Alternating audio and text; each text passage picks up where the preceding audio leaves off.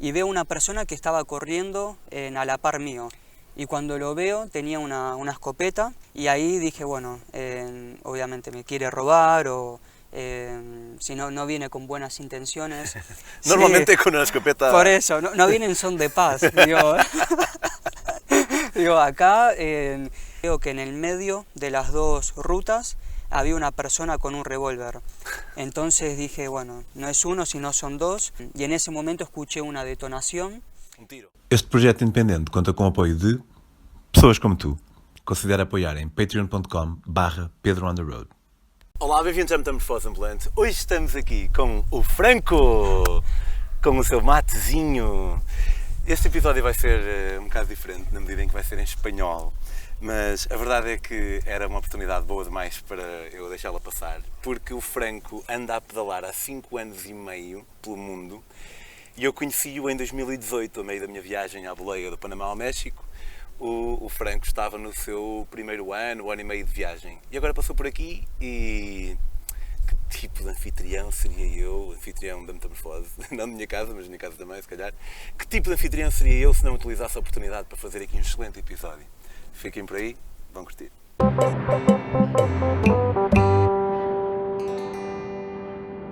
Hola, Franco. ¿Qué tal? Muy bien. Mira, dime por qué pasa con los argentinos del mate. Es nuestro mejor amigo. ¿Sí? Es, no sé, en mi caso, sí, como bueno, viajo mucho tiempo solo y demás,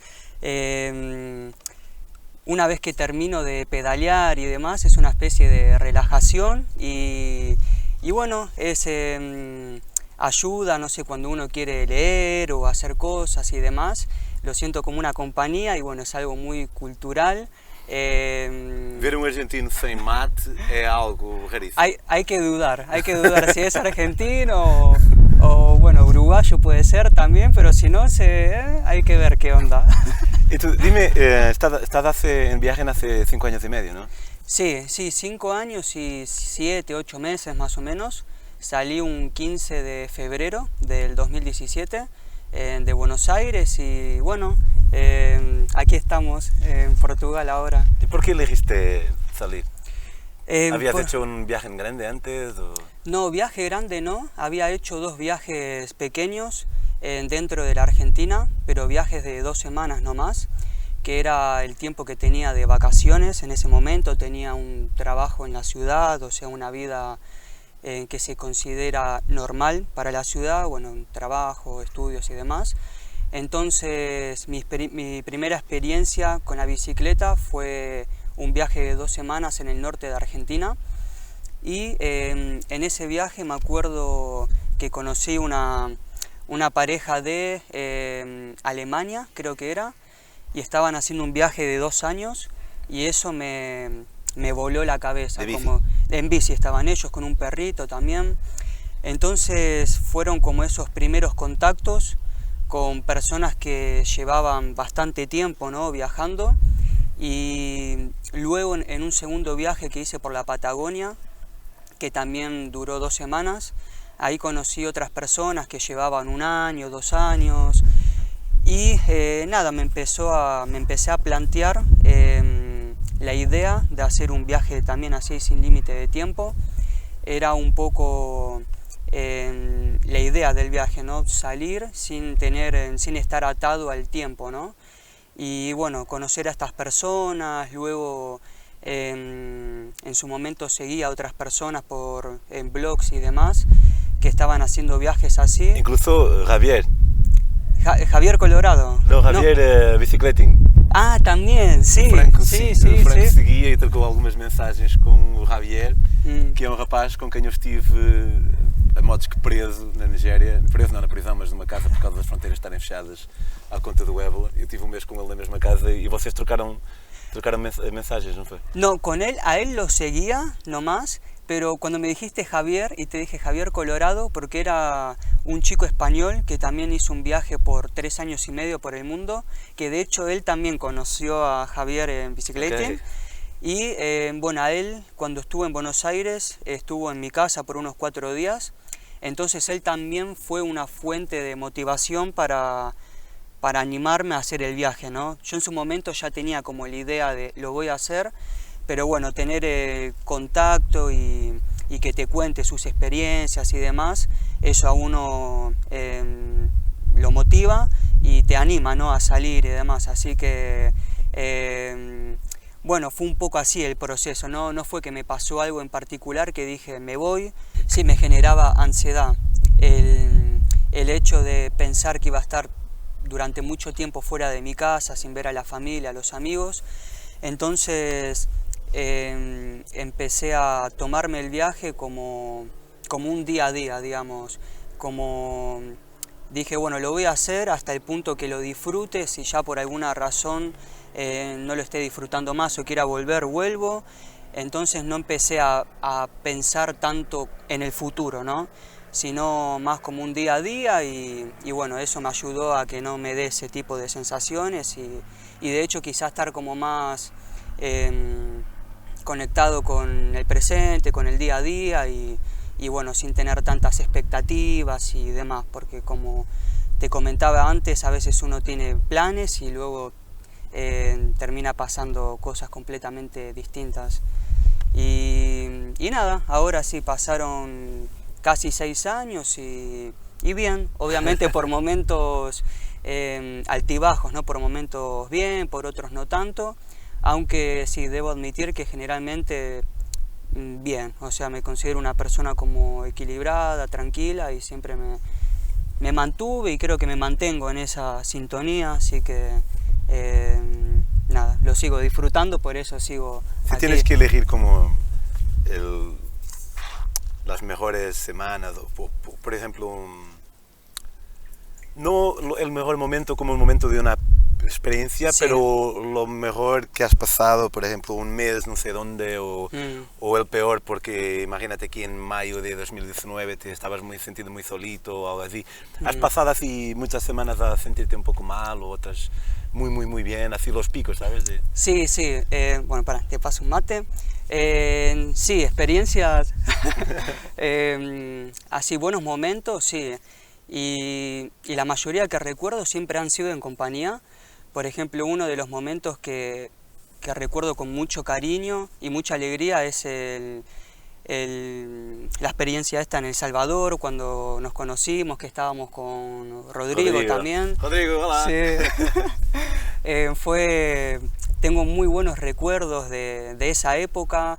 Entonces, sí, a veces es difícil encontrar a una persona quien poder compartir, porque, no sé, cada persona tiene un ritmo de viaje, diferentes filosofías y demás, pero una vez que encuentras una persona así, que acople a tu idea de viaje o filosofía, se disfruta mucho más el viaje, al menos en mi caso. Y también, no sé, algunos meses con familias de México, por ejemplo. ¿Meses? Sí, 2 ¿Te meses. 2 meses con una familia? Con una familia. En México tuve una lesión en mi rodilla y bueno, ¿Una lesión como te has caído o de esfuerzo? De esfuerzo, era una tendinitis porque, bueno, yo comencé el viaje sin tener conocimientos de ciclismo, nada de eso.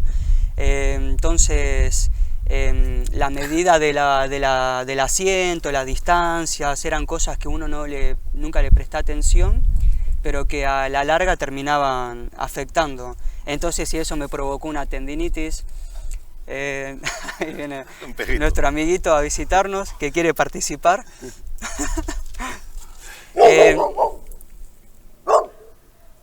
Entonces, hey, Pronto, tranquilo. são as coisas de gravar assim em sítios meio improvisados. Pero está...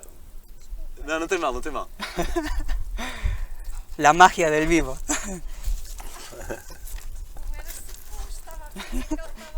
Não há stress. Sim, não, cuidado. Guarda, aqui. Desculpa lá. Não tem mal.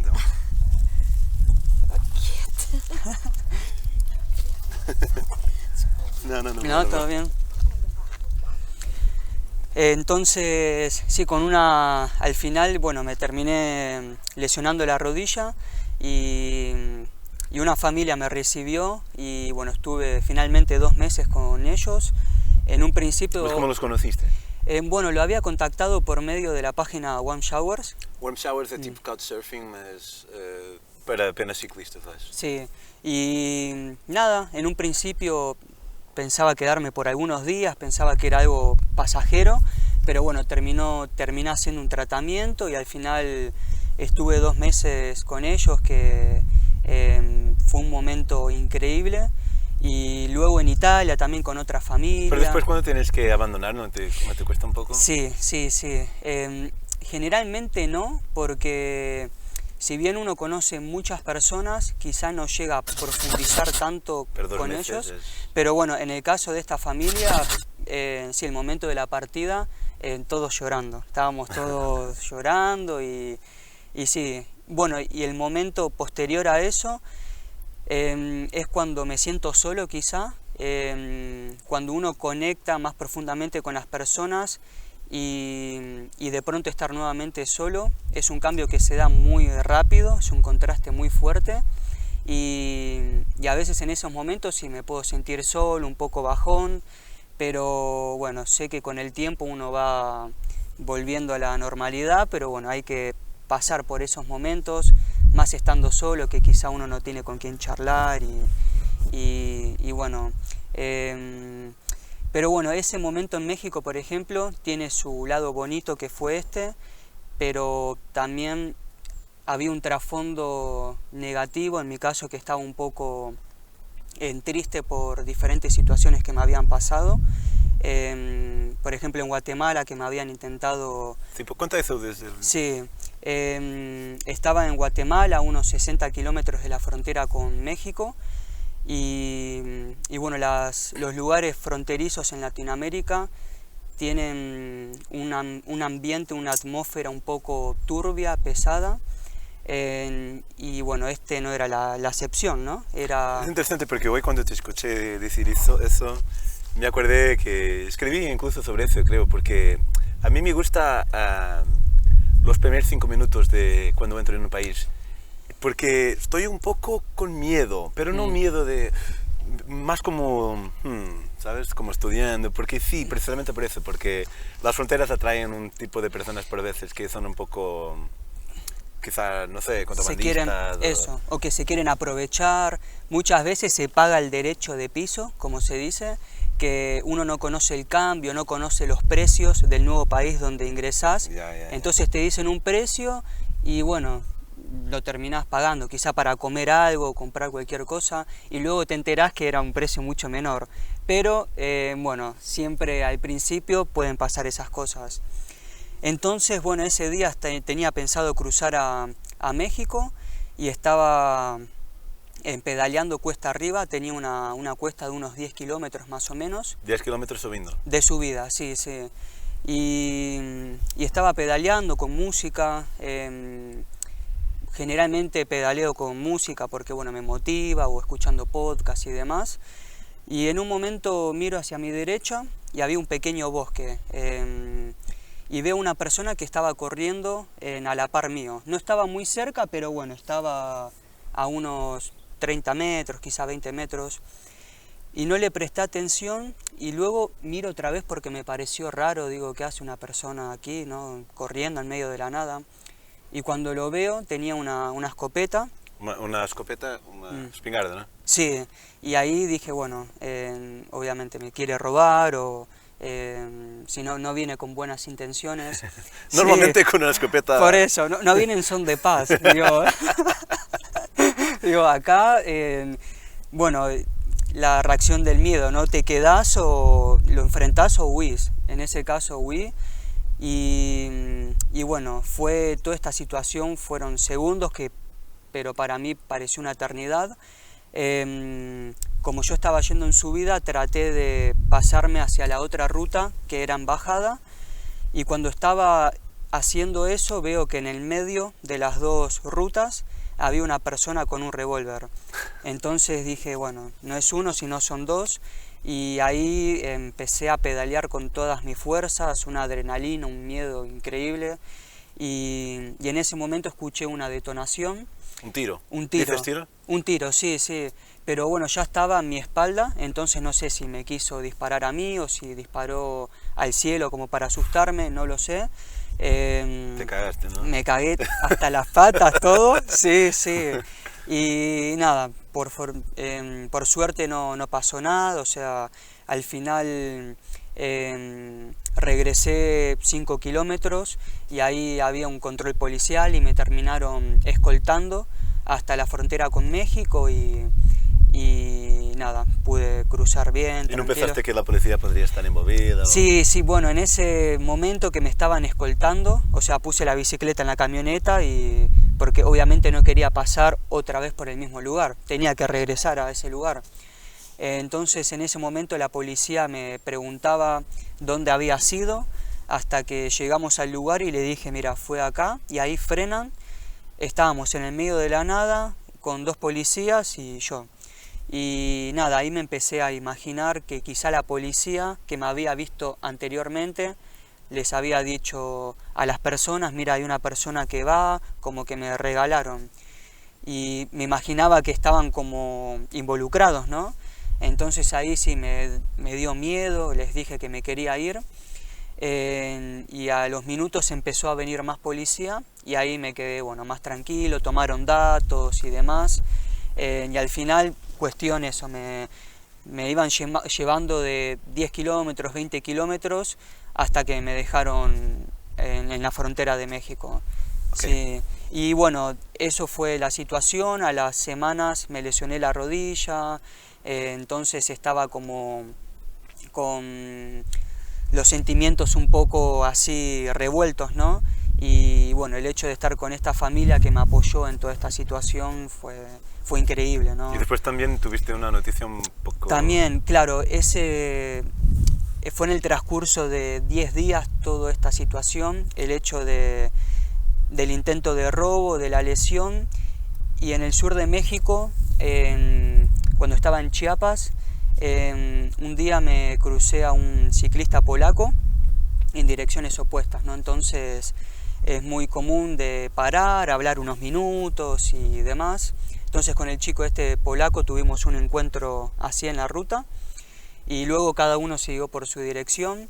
Ese mismo día llegó un cuerpo de bomberos y les pregunto si podía dormir, si podía poner la tienda. Me dijeron que sí. A la hora llegó un chico alemán que también pregunta si podía dormir ahí, le dicen que sí.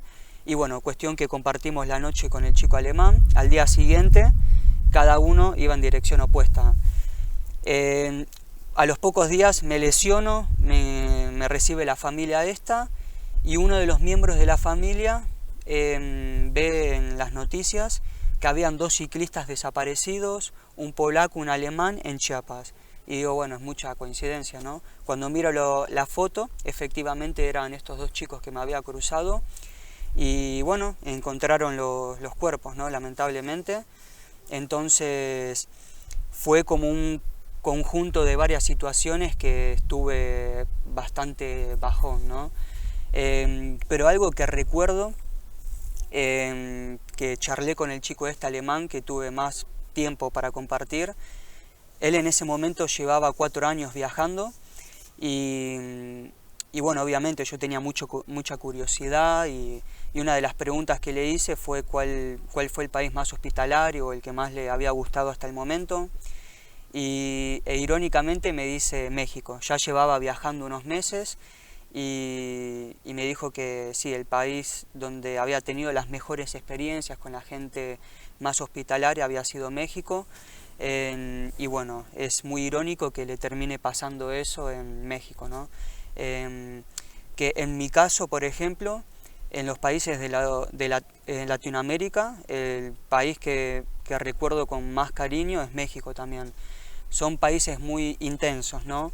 Que lamentablemente queda manchado por estas situaciones, que quizá es el 1% de la población o menos, o sea, y el resto sí, son menos. mucho menos, y el resto de las personas son increíbles, con un corazón gigante. Entonces, sí, no sé, cuando cuento esto me da una sensación de ambigüedad, porque no quiero transmitir miedo, porque de hecho en mi caso, no sé, la gente ha sido increíble, pero hay que ir con sentido común, atento, y bueno, lamentablemente son cosas que pueden pasar y que terminan manchando a un pueblo, ¿no? Claro, y sobre el miedo, también tampoco quiero transmitir el miedo a lo que sea, pero si se pasa algo, tampoco quiero como no lo decir. Claro, claro, sí. Porque, por ejemplo, tú estás aquí y Sí. llevas 5 años y medio viajando Sí. y todo te ha pasado bien y a la mejor parte de las personas también todo pasa bien, pero a veces hay cosas que... Pasan, sí, sí, sí. De hecho creo que esto nunca lo había contado, o sea, como en un programa, o quizá a muy pocas personas se lo había contado. De hecho mi familia nunca lo sabe porque, bueno, no quiero que se enteren de estas cosas, pero sí, es parte de la realidad, lamentablemente. Pero bueno, no quiero que tampoco la gente se enfoque en esta experiencia porque es una de millones de buenas experiencias, por ejemplo, en Latinoamérica o en Claro, México claro. en particular. Pero bueno, volviendo a la pregunta esa inicial que me habías hecho sobre momentos buenos, momentos malos, yo creo que este estaría como en uno de los momentos más difíciles del viaje y bueno, de mi vida, ¿no? Diría. Pero como te digo, también me sentí muy apoyado por la familia esta, ¿no? Entonces como que es un poco de ambas situaciones, ¿no?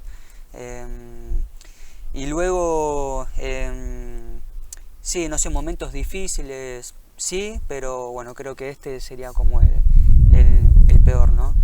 ¿Y no te hace falta,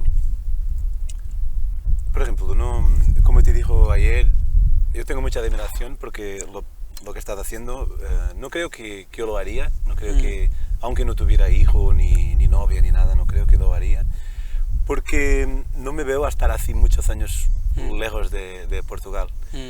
No sé por qué, no sé, quizá que porque, y no es porque es Portugal, solamente Sí, porque sí. es donde he nacido y donde... No por un sentido nacionalista, No, sino no, por no.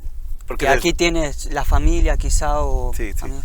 ¿Y no sientes falta así de, no tienes miedo, por ejemplo, que tus amigos siguen su vida, después cuando llegas nunca es la misma cosa o no sé?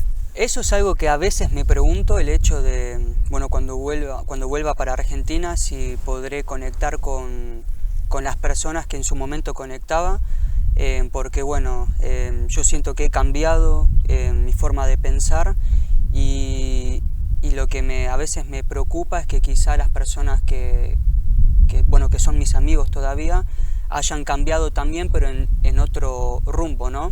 Entonces me da ese miedo de quizá no poder conectar, pero luego pensándolo, no sé, hay otras cosas que pueden conectar a las personas más allá de una forma de pensar, pueden ser como los valores, a la gente, mis amigos de Argentina o la familia, considero que tienen unos muy buenos valores, entonces creo que por ese lado puedo llegar a conectar y bueno, tener buena relación, pero no, qué sé yo, es una decisión mía y si conecto bien y si no, bueno, no pasa nada, no, sí, no es algo que verdaderamente Sí. me preocupa eso.